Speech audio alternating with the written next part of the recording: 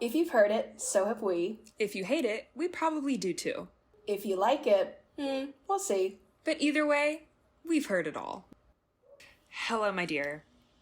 Hi. How's it going?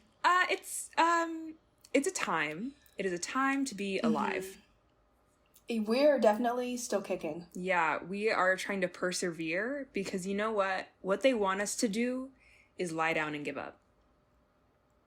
And you know what? I am tempted to do that still. But you know what? I can do that 4 days out of the week. Yeah. I can lie down 4 days out of the week. But 3 days out of the week, we're going to pick up a mic. We're going to pick up a mic and we're going to talk. And you're not going to get us to shut up. Yeah, because we're going to control the means of production now. Yeah. We are the media. We are the face of the media. Exactly. Any question you have, we won't have an answer to all of it, but we know where to refer you to. We can look. We can sure try our damnedest. Yes. We are the customer service of your life. Anyways. Yeah, I feel... Welcome to... Oh, sorry. Oh, go ahead. I was just ready to dive in, but... Yeah, I was going to give an intro and saying that I feel like there isn't a lot happening in pop culture, which makes sense. That makes sense. People are mourning, people are organizing, and that's what people should be doing. But there are some inklings of things that are going under the radar that we would love to pull out from underneath and talk about today. You're so right. What are we going to talk about today? I'm thinking that we are going to move through a couple different things. I know we're starting with talking about the state of horror films this year. Yes. I think we mentioned it in the last episode, but me and Briyana are scholars, if you will. We are scholars. Yes, with a special interest in horror. We love watching it. We think it's indicative of where society always is. For sure. And Briyana has done a little research into where the genre is turning, and I'm so excited to hear what you have to say. Me too. And when I say, let's even minimize the little research that I did, there's just a couple of points. Okay. It's enough. It's enough to push us out, Give us some credibility. Exactly. And I'm thinking afterward we can talk about what I believe to be one of the movie events of the year, which will be Wicked, and analyzing what's happening with all of the brand partnerships and the press tour and what this says about Wicked as a brand and a cultural touchstone. Because I'm very fascinated and I'm very excited to talk about this because I'm very excited about this movie. I know. I love anything Oz and I love anything musical, and I just want so many musicals to happen now. That is not to say that we are ignoring Gladiator 2 and Denzel Washington's slutty little earring. We are not doing that. Oh my gosh, yeah. Yeah. I've never seen Gladiator 1. Okay, I haven't either, actually. Okay. I was like, there's something, like, I don't know why I haven't, because, I mean, when I was younger, any of those action movies where it's just men fighting, I was like, okay, but are they going to kiss somebody? That's always the question. Or does it appear like they could? Because I'd be down for that, Yeah. Actually, I'm going to bring that back up when we get into the topic. Okay. I'm excited to hear. But yeah, it's just that we are not experts on Gladiator. So we're going to leave that to other people. But we're excited to see Paul Mescal. I love to look at him. We love to look at him. So, and I'm excited. I've heard really, really good things about it so far. Okay, that's funny because I haven't heard anything except for this one review from this guy on TikTok who said it was awful. Who said it was like the worst writing he's ever seen. Whoa. Which again, I didn't look up past that, so who knows. Yeah. But... I have heard it's good. Well, I've also heard it's not like a masterpiece. It just like gets the job done in a very satisfying way, which I'm totally fine for. That's fine, yeah. I'm surprised though. I know, but I think it's also because the advent of Barbenheimer was so organic, and people trying to recreate that with Gladiator and Wicked, it's just not. Yeah. You can't create that moment. But thank you for trying. Yes. And I'm thinking lastly, we might touch on some Grammys, some nominations and predictions we might have, and maybe some ideas about maybe what should and shouldn't be here. Oh, yeah. I'm very excited to talk about this. I also have one huge major snub that I've been marinating on all week. I'm really curious what your snub would be. We'll get there. Okay, I was trying to think about it, but we'll get there. We'll get there. All right, let's start with horror. Tell me what you know. Yes. So, just to back up, the reason why I thought about this as a topic is because I went to the movies by myself this weekend, as I love to do. I love going to a movie by myself, and I was going to see Heretic, the new A24 film that just came out with Hugh Dancy. Is that his name? No! Girl, that's Hugh Grant. Okay, listen, for anyone who listening, I am the worst with celebrity names. If I don't know them, like, if I'm, like, not super aware with them, I will not know their names. I'll get their names wrong. And that's why I'm like, here. It's just, that's why you're here, because you keep me honest. Hugh Dancy? Do you know who Hugh Dancy is? That's the guy on Hannibal. Yes.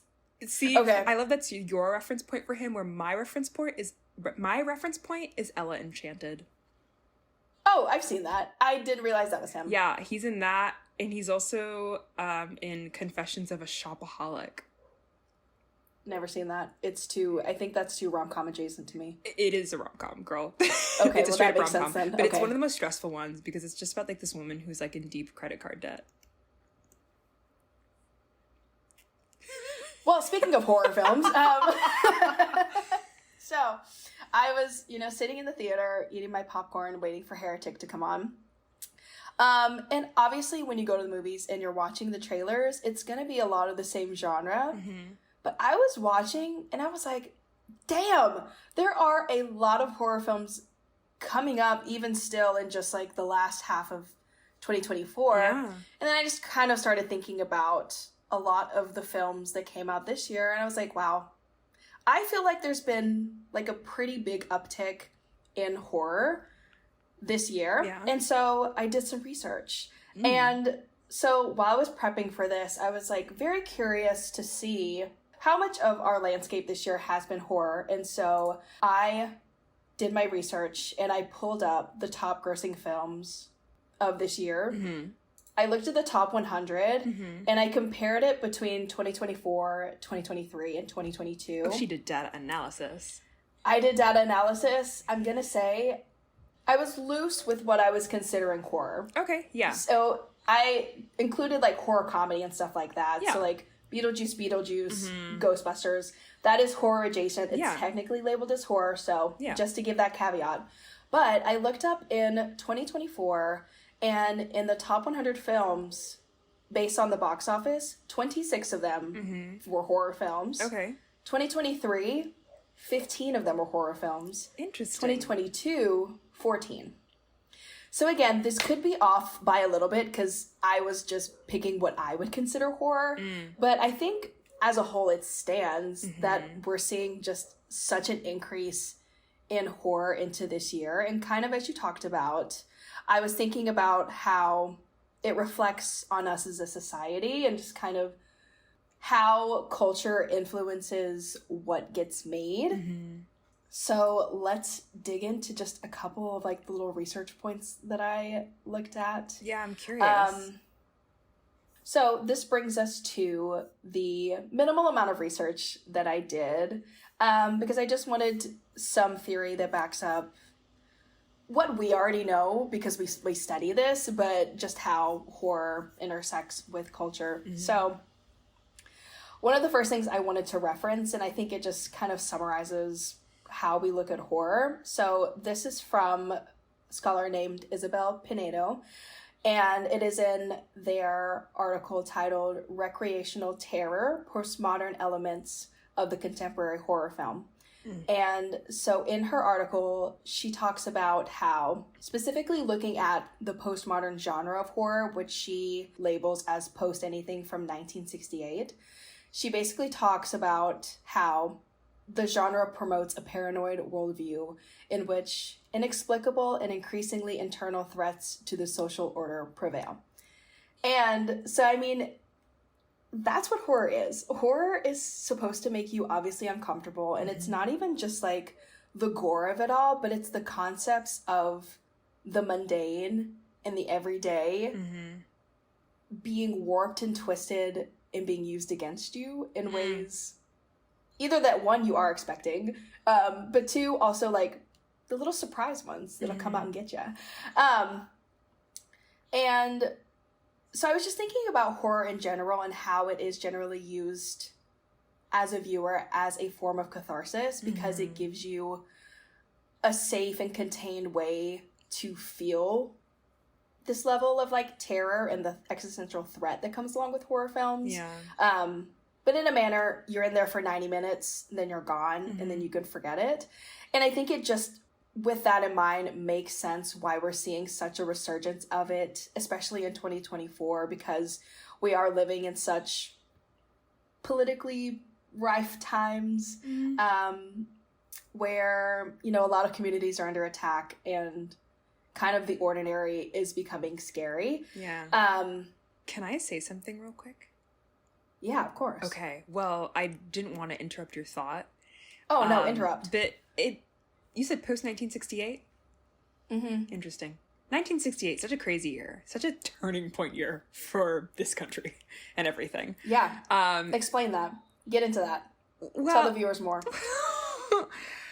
I feel like 1968 is such a referential point that we're almost mirroring today. Of sort of this transition from what I believe LBJ was president. Actually, pause. Let me look this up before I talk about 1968. Okay. Because I think I know what I'm talking about, but maybe I fucking don't. Oh, fuck. That's yeah, okay. I know what I'm talking about. Yeah, you do. Let me make sure LBJ was president, though. Yeah, he was. Okay, cool. Yes, 1968, a very significant time of like social upheaval, especially like on the American front. Like that's the year MLK died. There is a lot of like racial protests. There's a lot of protests against the Vietnam War and the involvement in that. So a lot of like anti-war sentiment. RFK was killed that year too. RFK, the one that was fine, not the one that thinks that there's worms in his head. Okay. Very important distinction. Yeah. Very important. Yeah. So I think it's almost like we're there again. And so many people have said that the last year of protest and social upheaval has really mirrored what was happening in the 60s. And as we have all learned, history repeats itself if we don't learn the ways to break the cycle that people refuse to learn. But the thought that came to mind, other than, 1968, very interesting, was also that a lot of the horror movies I saw this year, which not many, I will say that, the only horror movies I saw this year were Longlegs, Cuckoo. Yeah, Cuckoo. Dear listeners, I'm going to say so many words. I'm going to pronounce them so incorrectly. And that's what Briyana's here for, to correct me. My mom is not from this country. I grew up saying words wrong. I am constantly unlearning every day. So I saw Longlegs, Cuckoo, The Apprentice, I'm counting as a horror film, and The Substance. And maybe with the exception of The Apprentice, because that feels like closer to what, it just feels like the horror movie we're currently living. But the other three feel a lot more internal. Whereas some movies, or say horror movies, maybe 80s, 90s, talk about an external force, but a lot of these feel like a threat to the home and a threat to the sanctity of family, and to the sanctity of the house and the safety it brings, which relates to, I think I want to say in the 90s, the height of home invasion media. And sort of, what is it? Is it America's Most Wanted? Was that the television program? Oh, yes. And the height of that, and like thinking about how it kind of also serves as like policing propaganda as well. And I feel like horror is making that return. And I did not see Heretic. Is that how you pronounce it? Yes. I pronounced it wrong before. But that felt like horror within the home as well, right?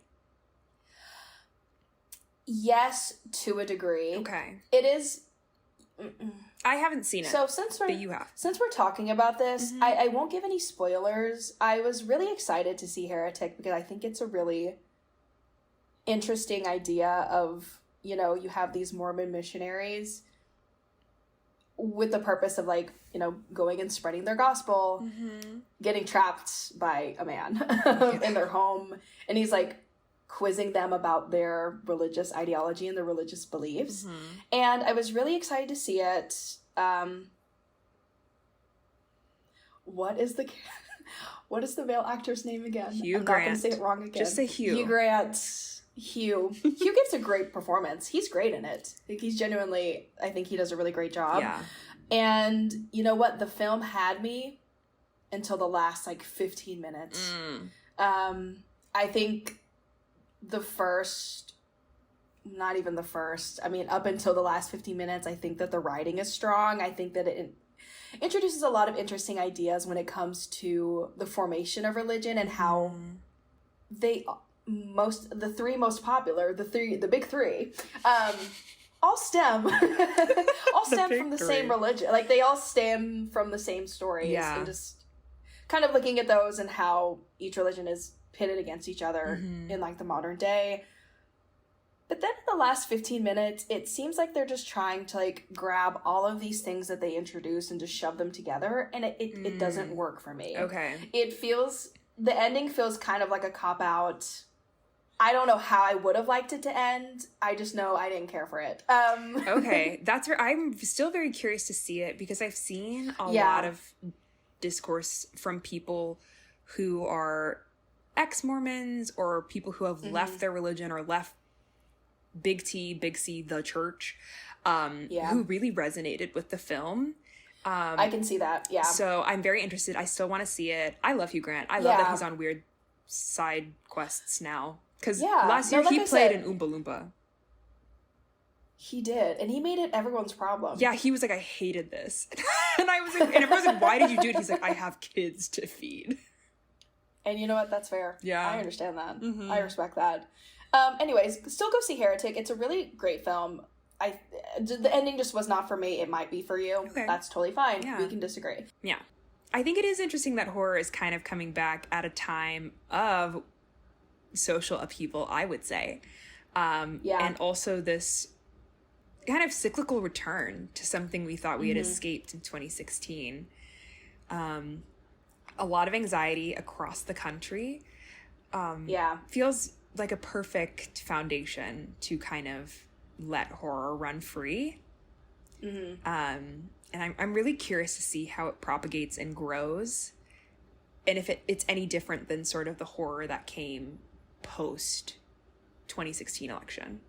Yeah. And one thing that I was looking at when I was looking at the box office numbers, I took a note of just some of the more, I would say the more popular ones, just culturally wise. And I think why this list looks the way it does is, one, I think it's just kind of the uptick in horror, and maybe even a little bit towards indie, more prestige horror, which I would consider Long Legs in that, because that's how it was received and that's how it was kind of pushed. But I'm just going to list off a couple of them, and then I would love to talk about them. Okay. So we have A Quiet Place, Day One. Yeah. Alien Romulus, Long Legs, Civil War, Terrifier 3, Smile 2, oh yeah, Heretic, The Substance, Immaculate, The First Omen. The first thing I do want to mention is that we have to remember that 2024, the film industry is still bouncing back from COVID. Yeah. It is not where a normal year would be. And so we have already been seeing a trend towards remakes and continuing to build on IP because the industry is broke. The best way to get cash and to get cash fast is building upon an IP, an intellectual property, that already has a fan base. So I think that's obviously where you're getting A Quiet Place, Alien Romulus, Terrifier 3, Smile 2, The First Omen, already franchises or just standalone movies that have a fan base, which are guaranteed going to get people in seats. And so I think that is probably one layer to it. And I think that's probably why we're seeing so much. Yeah. Plus, a lot of these films were shelved for years post-COVID. Yeah. And so they're just now getting around to coming out in 2024. So I think that is one caveat I would say for 2024, and probably why we are seeing an uptick in these. Yeah. But one of the other things I was noticing, and obviously religion has a long-standing tradition in horror. Yeah. Because it is such a cultural touchstone. And I was thinking about this with Immaculate. Have you seen Immaculate? Is that the Sydney Sweeney one? Yes. This year has been so long. I know. If you had told me that movie had come out last year, I would have believed you. I know, it's crazy. But I was thinking about Immaculate, and I really did like the film. I do have qualms with Sydney Sweeney's performance with some of it. Okay. But the film is really resonant of the horrors of, yes, religion, but also very much the patriarchy and men trying to possess women's bodies, especially when it turns to reproductive freedom.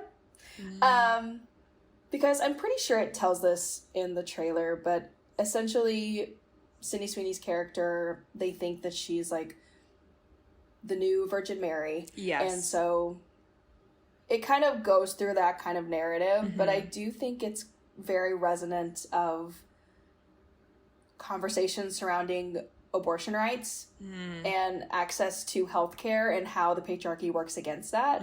And so I do think that's interesting, even in conversation with the substance, which is not about like reproductive freedom, but still kind of goes to the horror of being a woman and existing in the culture that we find ourselves in. So I think that's also just kind of a trend I'm seeing. It's also part of that because it's a body horror film, and the substance is all about the ways that, I mean, I know men are not featured prominently in that film, but their presence looms across it all. And the ways that women literally like self-flagellate in order to like preserve this version of self that is only appealing to men. Like, if women were the deciding factors, they wouldn't give a shit if they had necklines and wrinkles and whatever. We don't care. But it's just because we have been made to feel less valuable if we do. Yeah. I think I hate men. You think? And the thing is, the good men in my life would not be offended by me saying that. Nope. They'd be like, nope, they sure wouldn't. I get it. Yeah, no, that's really interesting.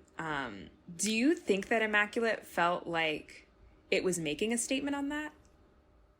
Or do you think that that's just something that people could easily read into? I don't know who made it or who wrote it or anything like that. I don't know if it's necessarily making a statement because it's pretty horrific from beginning to end. The ending was... I wasn't expecting the ending, and I did really like the ending because it is a shift in power back to Sydney Sweeney's character in a very unsettling, violent way. Okay. I need to watch it. It's, like I said, I really liked it. The qualm I have with Sydney Sweeney is it's just her voice. It's just the voice takes me out of it because she's like left the United States to be a nun in Italy and she just sounds like a valley girl. I just wish she had adjusted from her regular speaking tone a little bit because it did take me out of it. I felt like you're the actor from Euphoria instead of like you're there could an have actor been voice training done. Okay, but other than that, I think she actually does a really great job. I think it's a really well done film. It is kind of hard to watch at times, which obviously it's horror. That's the point. But yeah, I'd recommend it. Okay. Yeah. No, I want to watch it. I used to be really like every horror film that came out, I was in the seat and then I just have not been on my game. I need to get back on my game. That's on me. I'm sorry, girl. That's okay. Because you know what? We got 2 that are coming up I'm really excited for. Ooh. So the 2 upcoming horror films that I'm really excited to see is one, Amy Adams in Night Bitch, which is based on a novel that I could not get through, unfortunately. Yeah. But I think it's a really interesting setup where this mom kind of goes through a psychotic episode where she thinks that she is turning into a dog. Yes. I do. And that's all I know about it. Mm-hmm. And you know what? I support her vision. Yeah, and I love Amy Adams. Yeah. I'll watch anything she's in, except Hillbilly Elegy. And even then, I'd still peruse. I still glance. I'd still glance, you know? I'd still look at it. No, how do you have two queens in there? Glenn Close and Amy Adams? Yeah, I don't know. I don't know what happened. We don't speak of that right now. Not now. Maybe one thing other time. I was gonna say, two things about Night Bitch. One, that was the movie that we tried to go to an early screening of, but the line was out the door. Yes. Yeah. Okay. Two, I did see someone give an early review. It's only one person, so I'm not taking it with anything. But they were like, it wasn't weird enough. Oh, interesting. But again, that's one person. Don't know how they saw it. Yeah. Okay. Yeah. I'm very curious to see it because the reason I couldn't get through the book, the writing style was very disjointed, and I understand the purpose of how it's and why it's written that way. It was just really hard for me to follow it at that point. Yeah. Maybe I'll revisit it at some point. I don't know. Yeah. But the second film is, I'm going to put money on it. I think it's going to be the biggest box office of any horror film released this year. I would even dare to put it in the top 20 films released this year. And that is Robert Eggers' Nosferatu. Oh, okay. I disagree. Really? Okay. Just because we run in very specific circles. And I think that because I have said the word Robert Eggers, I think just like 3 people this week, and they're like, who is that? And then I've mentioned the movies he's done, and they're like, who is that?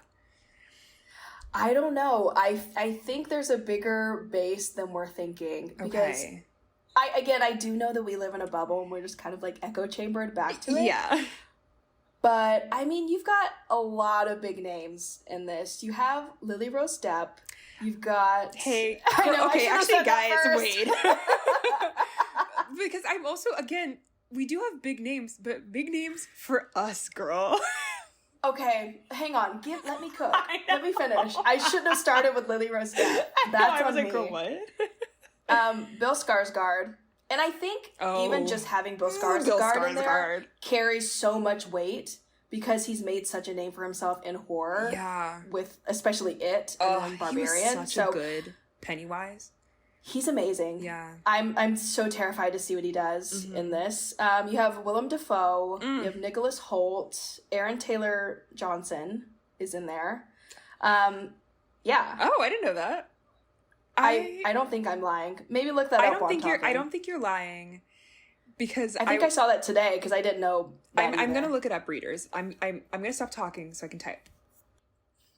But I just saw a new trailer of it, and it just the production, it looks so gothic. I know. And it's about time we return back to the gothic.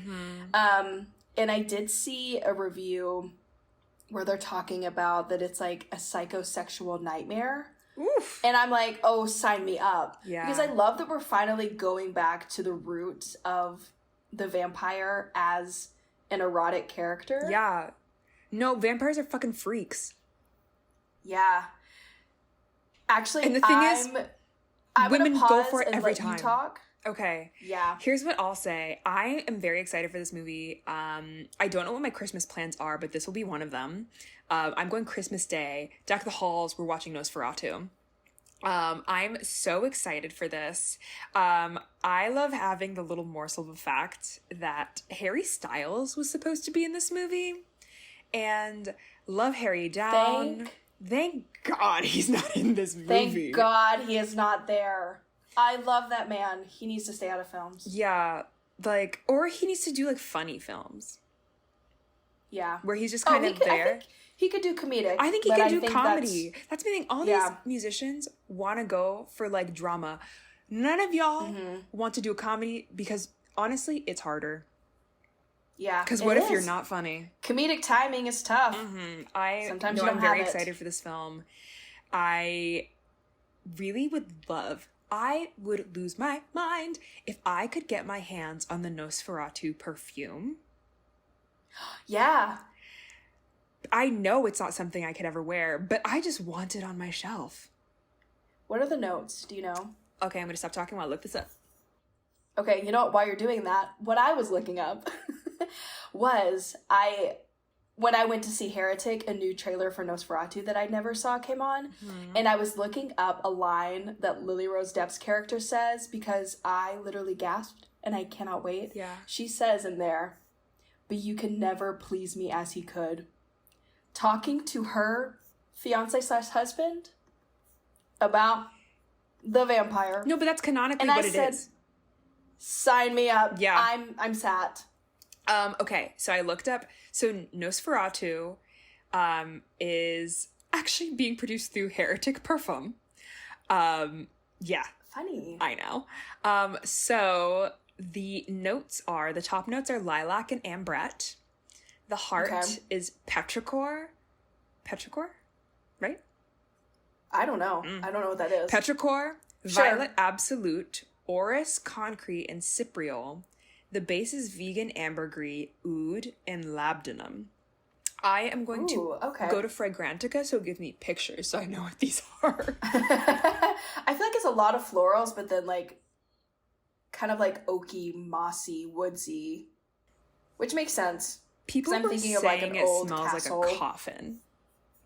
Yeah, that tracks. Okay.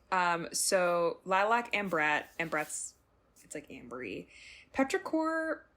Petrichor is an earthy aroma produced by rain when it starts to fall and hits the ground, especially if the weather is hot or dry.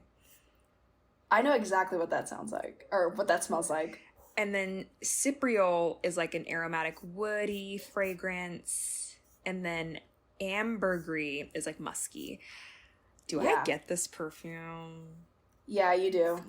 I was just thinking that... I was going to say it's $125, but it's $125. Yeah. Do it. I'll think about it. I'll sit on it. Okay. It literally says, it doesn't say de parfum, it says de macabre.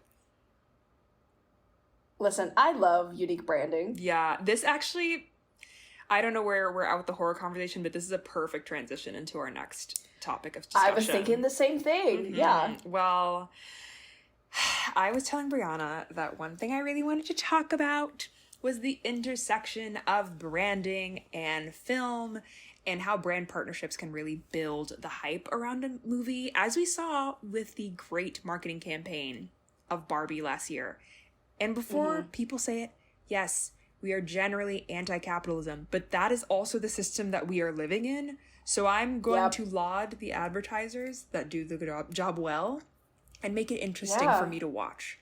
I did not buy a single Barbie thing because I don't need it, but it was nice to watch. I liked watching all the different ways that brands were like, we're going to Barbify our stuff. And that is happening now with none other than Wicked.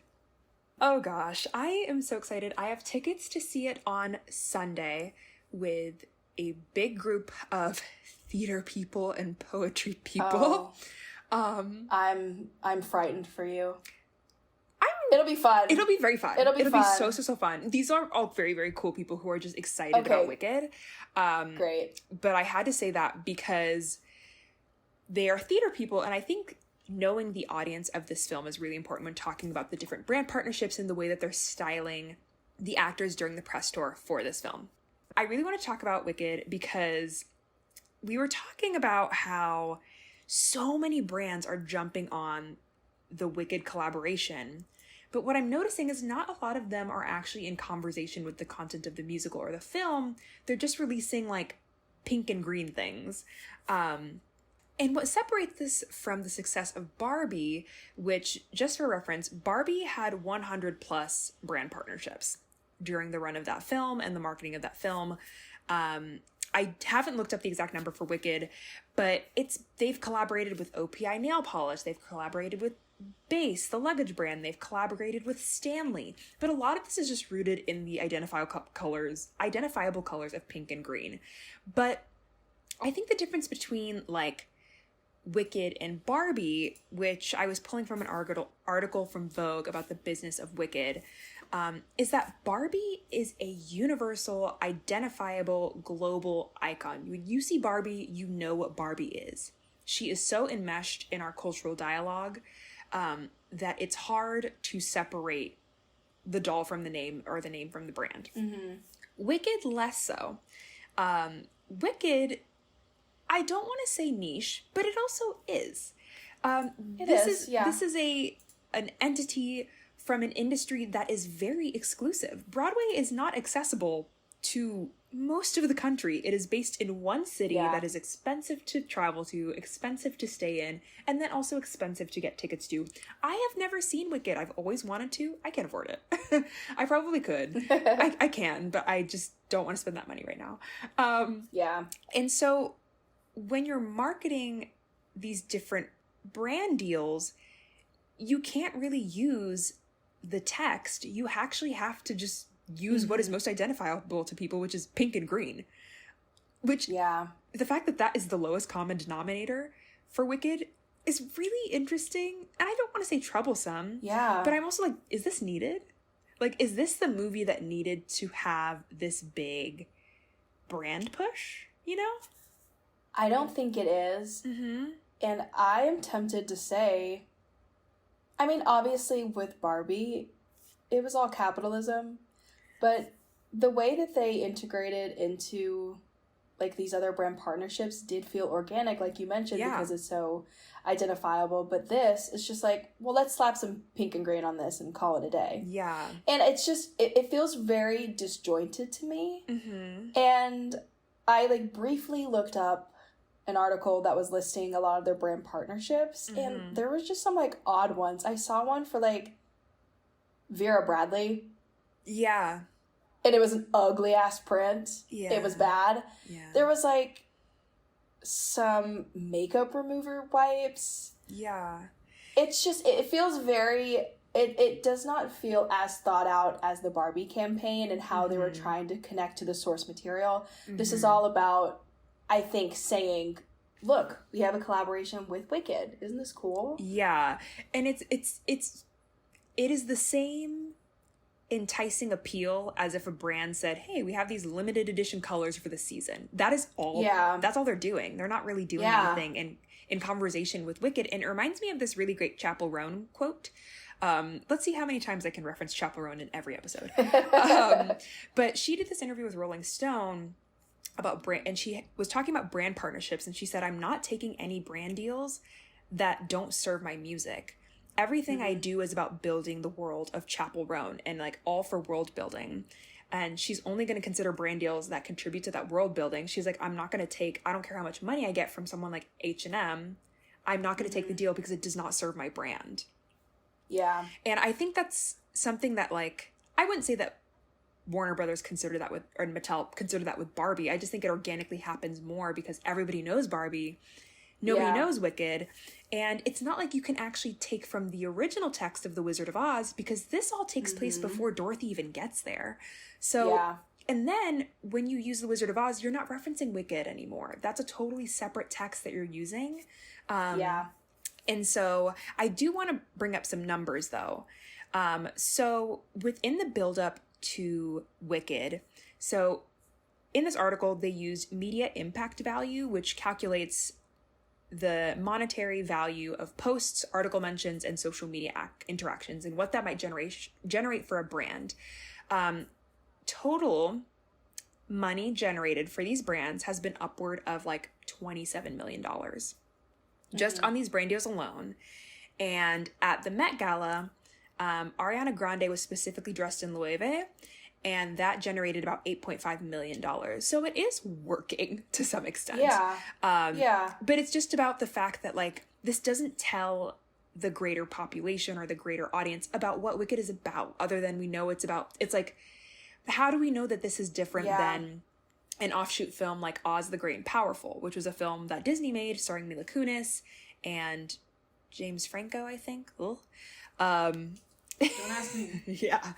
And so they've relied just more on the colors rather than like the whimsy of the world of Oz, which transitions me into talking about how fashion is integrated into telling the story of Wicked on this press tour, because what I had hoped to see as a big fan of Oz is to see a lot of the whimsical elements of this very fantastical story integrated into the press tour outfits and the fashion.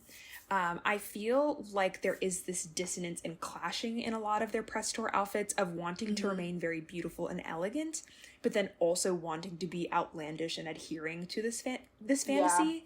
And so it's very interesting. A lot of interesting looks have happened. And I know I keep comparing it to Barbie, but it is kind of the closest reference we have to a big blockbuster with a huge marketing push. The thing that Barbie benefited from, as we've mentioned, is the iconography of Barbie and the ability to go back into an archive of looks and be referential. Wicked doesn't have anything to reference except the movie that nobody hasn't seen, that nobody has seen yet. And so, like, I really want to get that coffee table book of Margot's looks from that entire press tour. And it was impeccable. Yes, and the fact that not only were they recreating looks from past Barbies, but they were able to reach back into the archive and pull back, like, old Versace looks, old Dior looks, to use that and also, like, reference history. Because that has been a growing trend in the fashion industry and on red carpets of pulling things out of the archive to demonstrate exclusivity and connections, and like demonstrating that these celebrities want to be in conversation with the past that influences them, but it doesn't always work.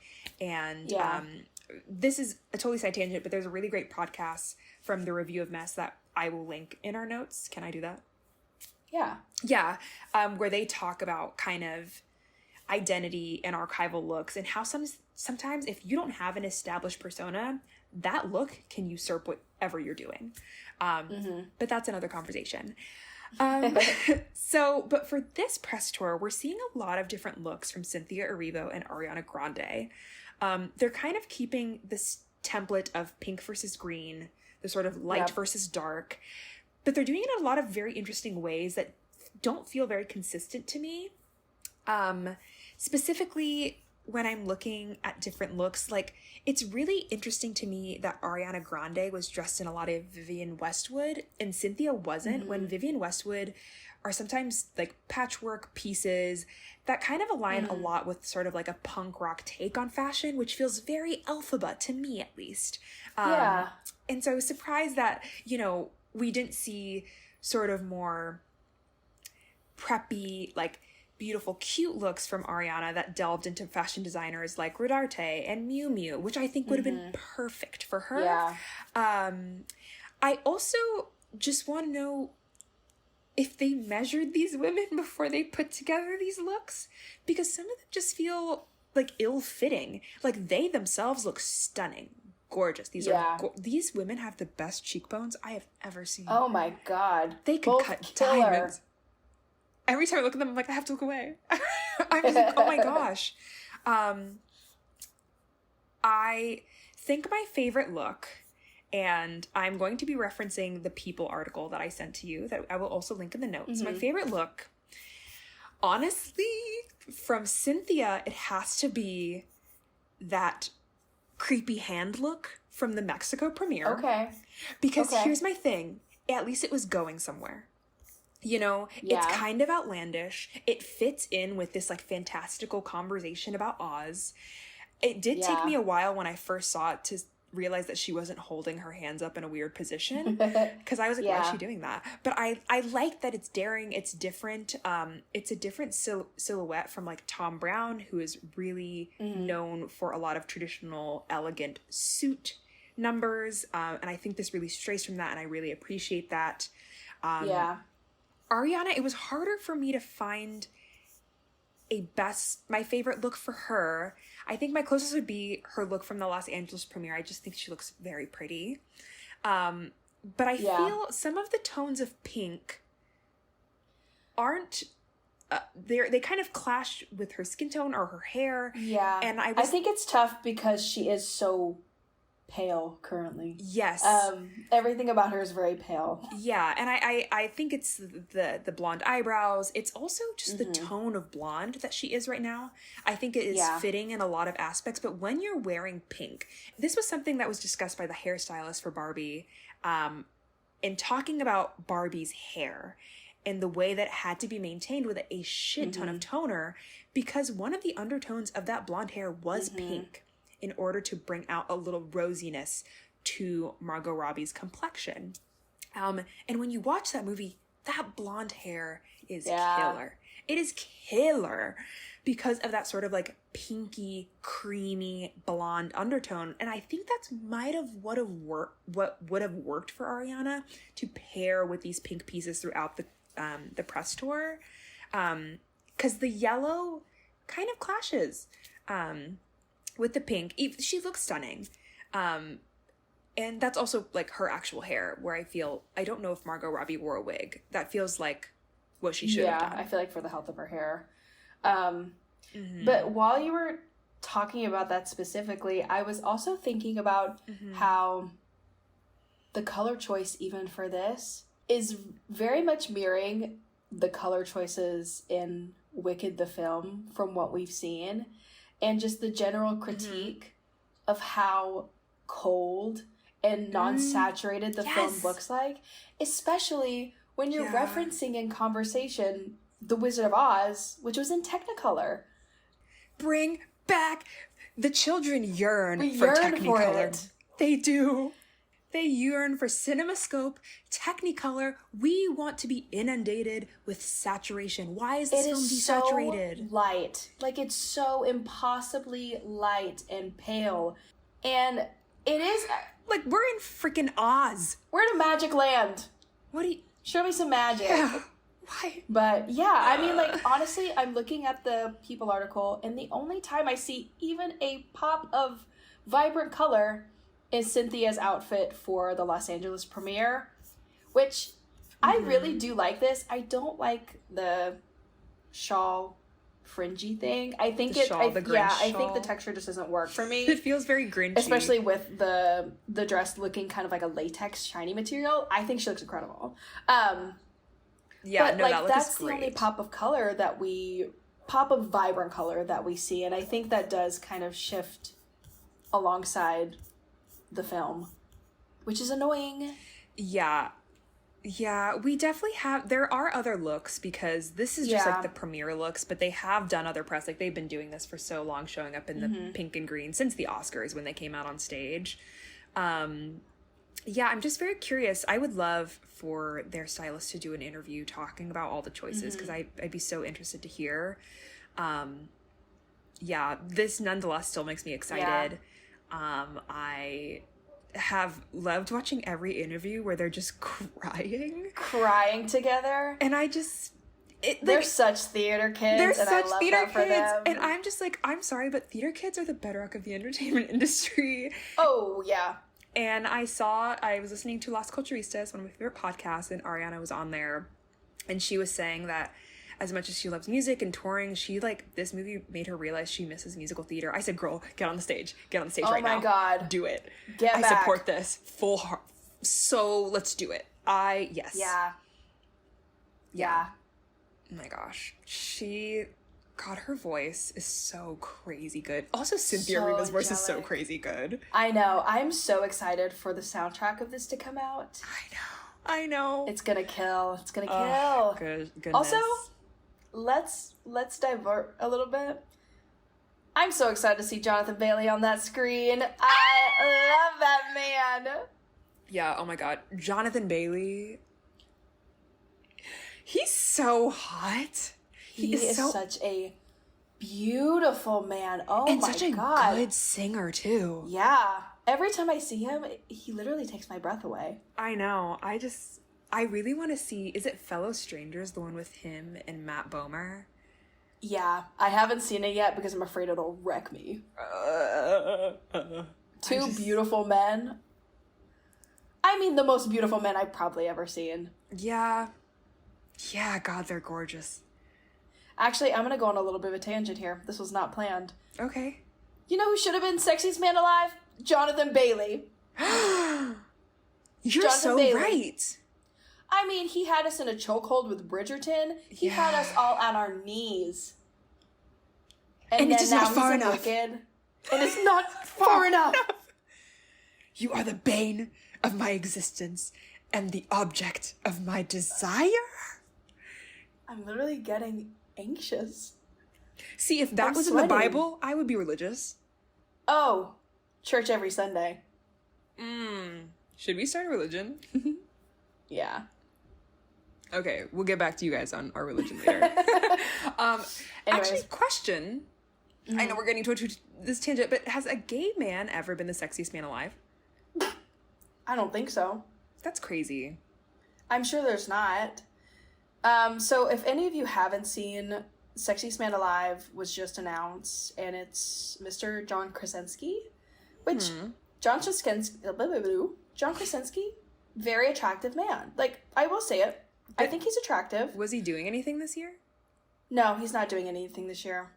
And that's why I'm like, hello, people, get on the pulse. There are so many other men who've kind of run the gamut this year of, you know, women's desires and stuff like that. Even looking at Glenn Powell, which I did see a blind item, and I don't put stock in blind items. I think it's just people gabbing to gab. But someone said that, like, he declined it, which I could see that. And I also did see a blind item that, like, alleged that John Krasinski, like, paid for it. It's People Magazine. I wouldn't put it past it. Because I think the article does talk heavily about, like, he's, like, an actor, he's a director, he's got all this stuff coming up. And so it is a form of promo. Like, that's why I asked if he's done anything this year, because it feels like, where did this come from? And so I feel like it is probably, like, a struggle for relevance. Okay. Well, it's also because Sexiest Man Alive feels outdated now. Yeah. I don't think it has the cultural gravitas it used to. Yeah, it's not like I'm waiting with bated breath to be like, who's the sexiest man? Yeah. Especially, anyways, like, when they're usually white. Yeah. Yeah. Anyways. All right. Last but not least, let's get into these Grammy noms. Yeah, let's get into it.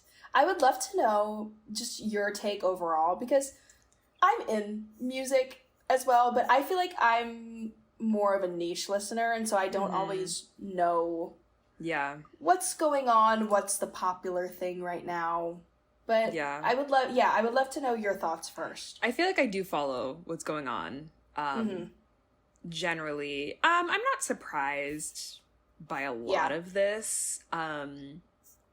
Because I follow what's going on musically on a general scale, but I also follow, like, what artists are, I call them Grammy grubbers, and I don't mean that in a bad way. I just think that there are some artists that value this, like, this kind of recognition more than others. For instance, like, The Weeknd stopped submitting his music to the Grammys in, like, 2017, I think. Like, he's just like, I don't believe in it, so he just stopped submitting his music. You have to enter this competition. People don't just choose your music because it's, like, good. Like, people have to advocate. Like, this is all politics. So I'm not surprised. I'm generally okay with all this. It's very homogenous, but that's not, like, anything surprising, which is why we have urban categories. That way we don't have to, like, give black people the main awards, but that's just me. That's me and my analysis. There's one big snub for me in terms of, like, cultural relevance, and also just, like, musical prowess that's missing from this. But I'm curious what your general thoughts are first. So, yeah, I glanced through, and I felt like it was the usual suspects. And again, I don't mean that in a bad way either, but it was like, oh, I could have guessed this. Yeah. So, I mean, just even looking at Record of the Year, Texas Hold'em, duh. Espresso, duh. Yeah. I was surprised for how much Charlie XCX is there, and not because of... I'm not. Like, I just didn't think that she would be considered, like, as a serious artist. I obviously know the cultural impact that she's had, but I wasn't expecting that. So that was actually a a nice surprise. I'm not the hugest fan of Charlie XCX, but I respect the music. I will say with Charlie, I've been following her for a while because I was a really big fan of her since like True Romance, which is the album that came before the album that had Boom Clap on it.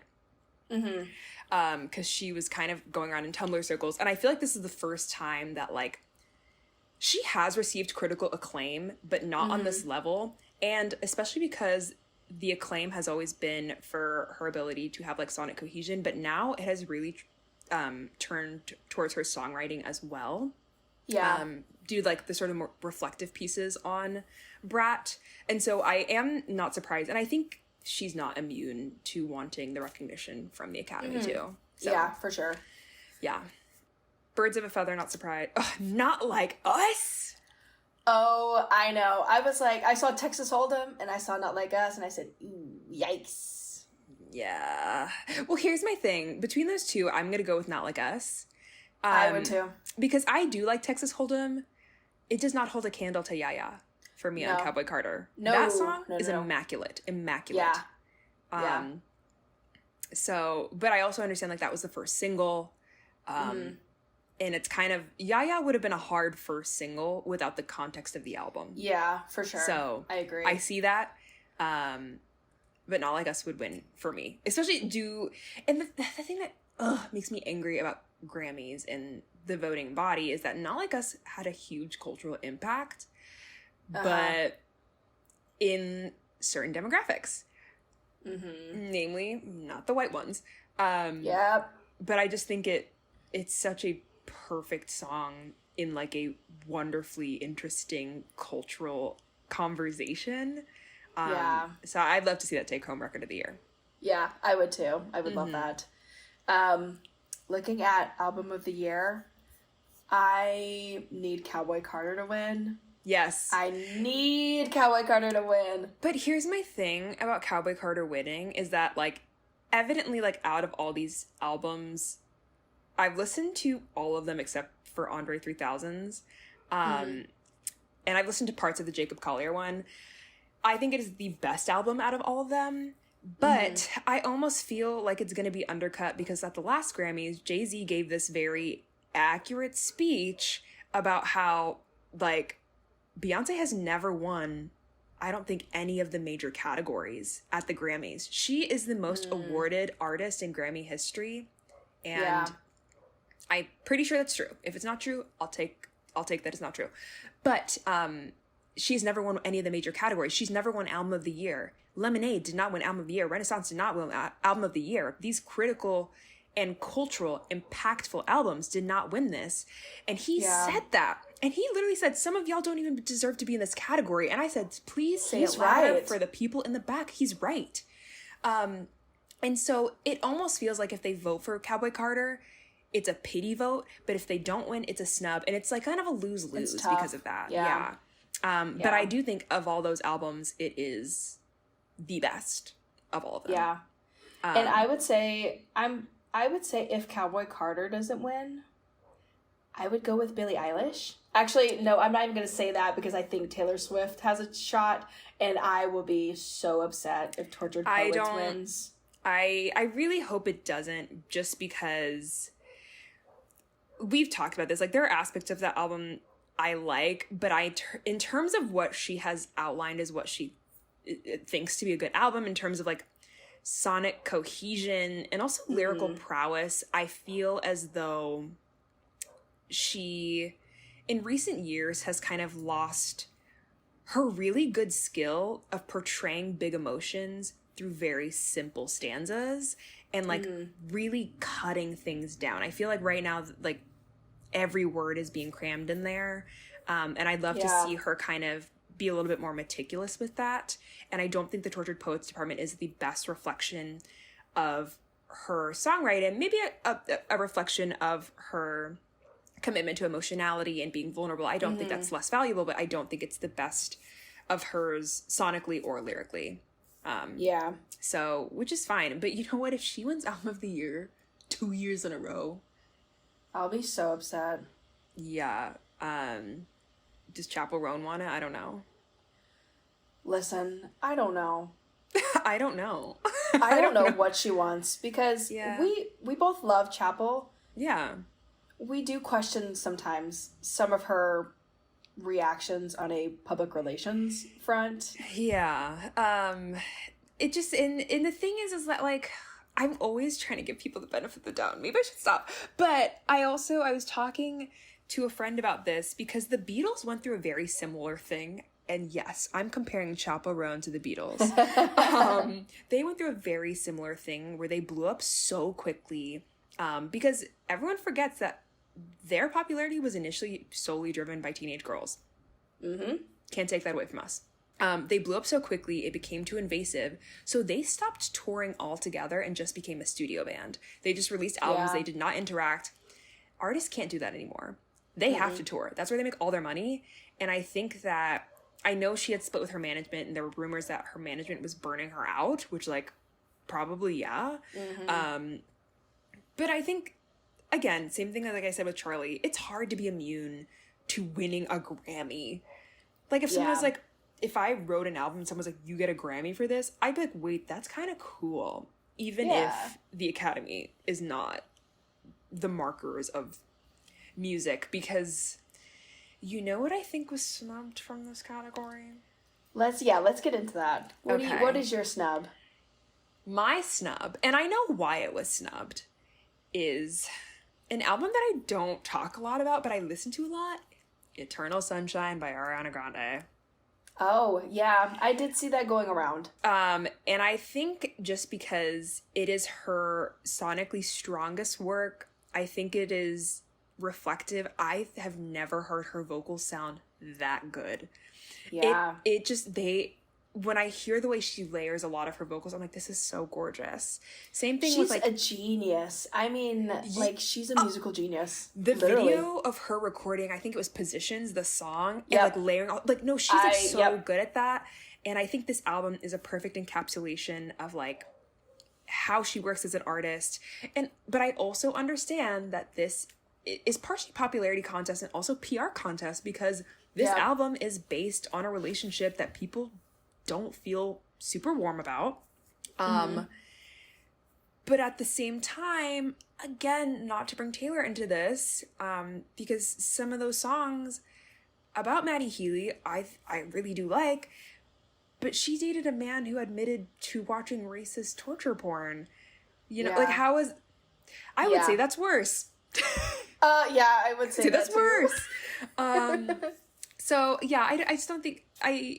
But I also don't think she marketed that. Like, she didn't go heavy on the marketing of that album because she was too busy doing the Wicked stuff. So I don't know how she feels about Grammy things, but, you know, the people who love that album. I am one of them. God, I just love hearing her voice. It's so beautiful. It's so clear. I mean, like, I would be insufferable if I had that voice. You would never hear the end of me. I know. In the words of Whitney Houston, I only listen to singers. I'm just people who can sing, and we need more of that. Actually, bring that back. Bring that back. Yeah, like, we had in the 90s. You had Whitney, Celine Dion, Mariah Carey, everybody. I know. Anyways, let's move on. Song of the Year, which is like the songwriting. Not Like Us. No, it has to be Not Like Us. Because also, if you're thinking about in the time frame that Kendrick wrote this, like, you gotta remember, back over the summer, he was churning that shit out. I mean, like, he said, let me get a pen. He might not even have got a pen. Yeah. He might have said, put me in the studio. I mean, and it's so good. Kendrick is, I mean, we know, like there's no comparison anywhere in the recent, like, popular rappers. Actually, you know what? Going back to Record of the Year, the only other song I'd be happy with it winning, because Record of the Year also includes production, I would be okay with Good Luck Babe. Oh, for sure. I think it's sonically beautiful, and her vocals on that, killer. I'm okay with that. I'm so excited to see what all these people wear, specifically Chappell Roan. Oh yeah, I'm very excited. Yeah. Oh my gosh. Best New Artist, I think, is gonna go. I think it's either Sabrina or Chapel. Me too. I think it'll probably... I feel like it'll lean towards Sabrina over Chapel. But also, Best New Artist is always so funny to me. Because, like... It actually doesn't make any sense. Because, like, half of these people have been making music for years. It's just who got popular this year. The only person who I can actually say got popular this year is Benson Boone. Because I ain't never heard of him before. But you know what? They might do a secret, like, oh, this person wins. Like, last year, everyone was up in arms that, like, Victoria Monet won when, like, she deserved that win. Because she's amazing. I could see it going to Ray. I could see that, too. I'd be happy with that. She's so underrated. Yeah. That woman, I hate to call her an Amy Winehouse incarnate just because they sing jazz recently, but she has a live album from the Royal Albert Hall. Those vocals are crazy, insane. Yeah. Like, we're not talking about Ray enough. We're not. Yeah. I would be very excited if she were to win. Yeah. I actually don't totally care about the rest of the categories. I don't either. We can forget that. I can tell you my snub. Yeah, what's your snub? And I hate to even say it's a snub because I obviously knew it was coming because the artist doesn't really care about Grammys. Like, again, as we're saying, like, everyone would love to win a Grammy. Are you gonna say, can I guess? Yeah, go ahead and guess. Is it Hozier? Yep, it's Hozier. Okay. The minute you said doesn't care, I was like, Hozier? Yeah. Hozier's Unreal Unearthed is one of my favorite albums. No, I would say it's my favorite album that was released last year. If you've never listened to it, please listen to it start to finish. It is based on Dante's Inferno, and the songs travel with him as he goes through the different levels of hell, and it's just Hozier, I think, is so criminally underrated when it comes to songwriting. Yeah. He's such a beautiful writer, has so many ways to express emotion in just, like, these heartbreaking, devastating ways. And I think it's, like I said, it's my favorite album of last year. I think it's really popular. Yeah, it's very popular. I do think with Hozier, though, as much as I would say, like, Hozier is a known name.